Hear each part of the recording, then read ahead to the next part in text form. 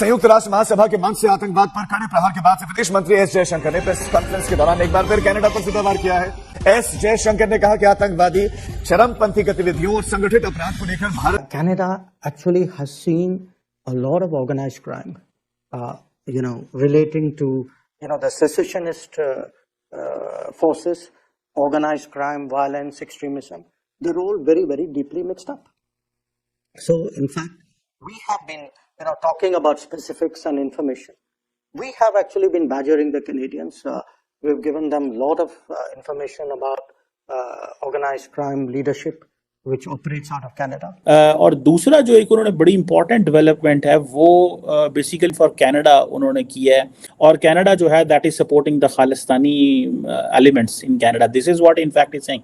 So he didn't name anyone but he said this very conveniently कि पायन ये जो political convenience है, this is a diplomatic language basically to give a message. Now obviously the Canadians, the Chinese, the Pakistani would be looking that what Indian foreign minister, Minister for External Affairs speaks at the UNGA.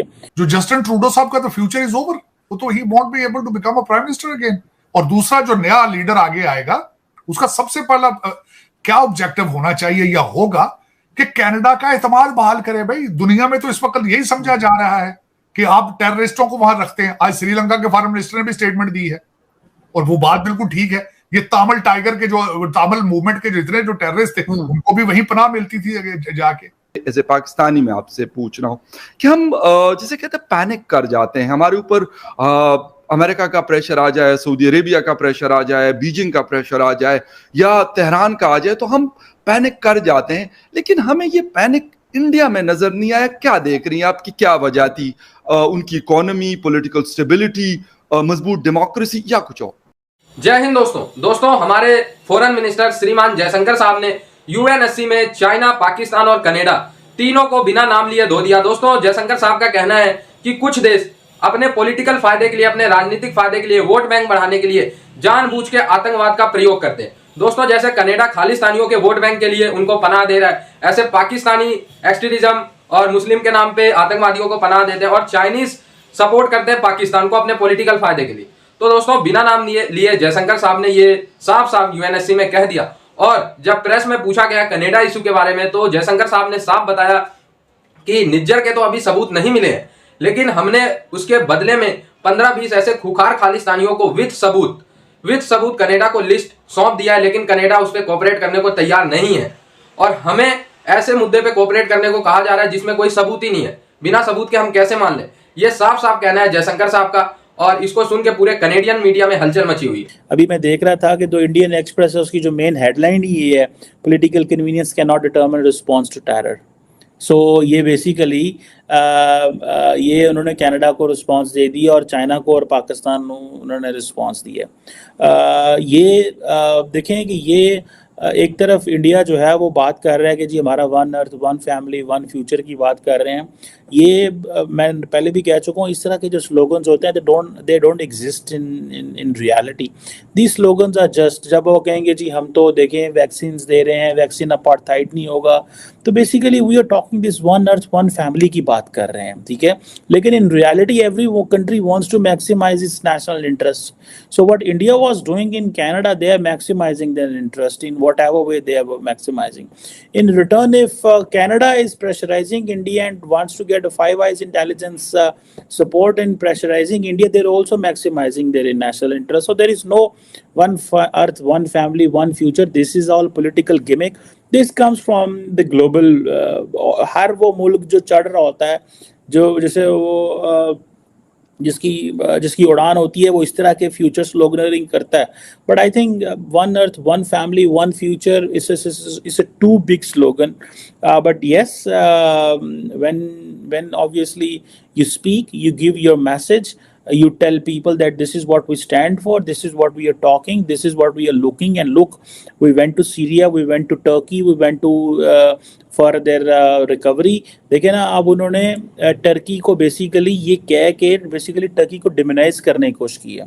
ये जो doctor Jaishankar की discussion है, basically इनकी discussion से पहले ही तो India के रोले मचने शुरू हो गए इन अ वे, बिकॉज उन्होंने क्या किया कि उन्होंने और जो ममालिक थे वो they started speaking for India. जब दूसरे ममालिक इंडिया के लिए बोल रहे हैं तो why do they have to speak for this? मैं आई थिंक देख रहा था कि जो पोर्चुगल के प्रेसिडेंट हैं, ही वाज स्पीकिंग अबाउट क्या उसे बोलते हैं, India Brazil, there permanent member at the UNSC, और कौन सा मुल्क था वो जो Japan and Germany and India के लिए बोल रहा था, ठीक है, that they should be here in the permanent member as UNSC. So ये जो चीज़ें हैं दैट टेल्स, आप देखें ना, सारे इंडियन मीडिया ने they have started picking line that this political convenience determines response to terrorism, extremism and violence. और ये, और साथ में वो कह गए कि जी respect for territorial integrity and non interference in the internal affair. It means कि भाई ये जो चाइना हमारे इलाकों में आया हुआ है, कहीं इंडिया में लोग नहीं मानते और कहीं लोग कहते हैं यस आया हुआ. There are 2 versions in India which I have heard, and that is where the Chinese जो क्या नाम है उनका, जो एम्बेसी है, आई थिंक इन जो चाइनीज़ चार्ज अफेयर है इंडिया के अंदर, उन्होंने ये कहा है कि इंडिया के साथ मामलात में उन्होंने कहा है कि जो सिचुएशन है वो एमरजेंसी से निकल के मैनेजमेंट कंट्रोल और अच्छे बेहतर हो रही है. सो इसमें आप ये कह लें कि the Chinese believe the things are normalising. लेकिन इंडिया चाइना के ताल्लुकात कोई बहुत ज़ाहिर बात है अच्छे नहीं है. The way Americans are supporting India in every front, remember, so this Indo Pacific army chief की मुलाकातें हो रही हैं इंडिया के अंदर, डिस्पाइट द फैक्ट कि इस वक्त इंडिया और कनाडा और अमेरिका के इंडिया के मामलात ख़राब हैं, लेकिन कनाडा ने भी अपना जो डिप्टी आर्मी चीफ भेजा, लेकिन अमेरिकन आए हैं पर्सनली एंड दे डिड में, उन्होंने कहा यार ठीक है हमारे मसले ख़राब हैं. So I think they are looking India purely a different lens. It's a lens which I think the Indians have understood that where we do stand. So आपकी जो मार्केट वैल्यू है, आपकी मार्केट वैल्यू डिटर्मिन करती है that how you will behave and how you will react. एक वक्त था कि इस्लामाबाद में रोज़ाना जहाज़ उतरते थे, और हमारे लिए तो खैर अल्लाह का हुक्म ना, दहशतगर्दी तो अफगानिस्तान थे, टीटीपी थे, Taliban, not TTP but Taliban and al Qaeda के लिए उतरते थे. हर गलत चीज में जो है ये साथ ऐसे भी देते हैं कि जहां पे इन्हें भारत के साथ इस वक्त खड़ा होना चाहिए था वहां पे ये खालिस्तान को सपोर्ट कर रहे हैं. लेकिन सर कनाडा में आपने देखा कि उनके जो एक और मिनिस्टर थे, बल्कि स्पीकर थे, उन्होंने भी रिजाइन कर दिया है. वो तो मैंने बताया, और इस वक्त दुनिया में मशहूर है कि कनाडा पॉलिटिकल असाइलम में सबसे आगे है, बगैर किसी रिसर्च किए फॉरेन लोगों को दे देता है पॉलिटिकल असाइलम. ये तो फ्रॉड हो रहा है पूरी दुनिया में. इस वक्त कनाडा जो है उसको अपने, कनाडा के हालात वैसे जाती तौर पर इकोनॉमिकली बहुत खराब हो चुके हैं. लोग कनाडा को छोड़ छोड़ के भाग रहे हैं. पाकिस्तानी तो बेचारे कहां भाग कर जाएंगे, वो तो एक वो कहते हैं ना यहां से निकलेंगे तो भाग गिरेंगे, वो इससे भी बदतर है. लेकिन भारतीय वापस जा रहे हैं इस वक्त, जो ट्रक ड्राइवर हैं और कई कारोबारी हैं. कोविड के बाद कनाडा दोबारा अपने पांव पे खड़े नहीं हो सका. लेकिन वहां पॉलिटिकल टर्मोइल, जिस तरह इकोनॉमिकल टर्मोइल आ चुकी है, इसी तरह पॉलिटिकल हालात सख्त खराब हैं.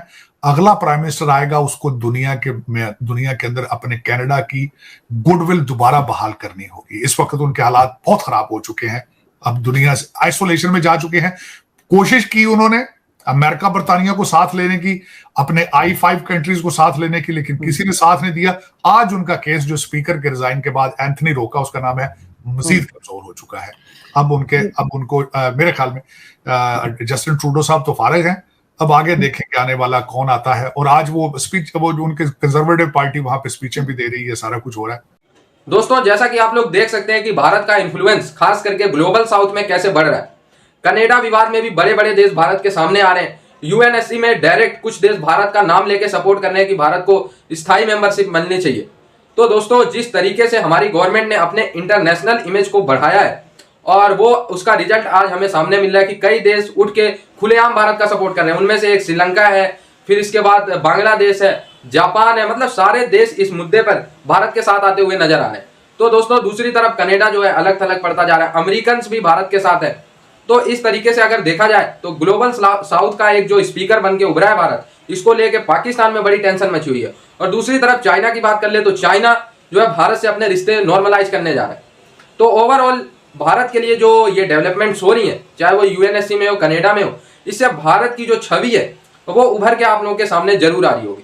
क्योंकि यूएनएससी में अभी तक किसी ने भी, इतना बड़ा इशू चल रहा भारत कनाडा का, लेकिन किसी ने भी इस इशू को उठाने की कोशिश नहीं की, कुछ 2-4 पत्रकारों को छोड़ के अगर हम बात करें तो ये सब भारत के इन्फ्लुएंस के तौर पे ही देखा जा रहा है कि भारत के इशू में, पहले भारत का कोई छोटा सा भी इशू होता था, तमाम देश तैयार हो जाते थे बात करने के लिए, उस पर अपनी राय देते थे। लेकिन अब भारत के इशू पे देश जानबूझ के कमेंट नहीं करते, क्योंकि अगर वो करेंगे तो भारत भी उनके इशू पे कमेंट करेगा, फिर वो भी पॉजिटिव नेगेटिव जैसा वो करेंगे भारत भी वैसा करेगा, और भारत की वॉइस को दुनिया रिकॉग्नाइज करेगी। इसलिए या तो देश भारत कनाडा इशू में भारत का साथ ले रहे हैं, या तो कुछ नहीं बोल रहे। तो आई होप ये वीडियो आप लोगों को अच्छा लगा, जुड़े रहे ऐसी वीडियोस के लिए। तब तक के लिए धन्यवाद, जय हिंद।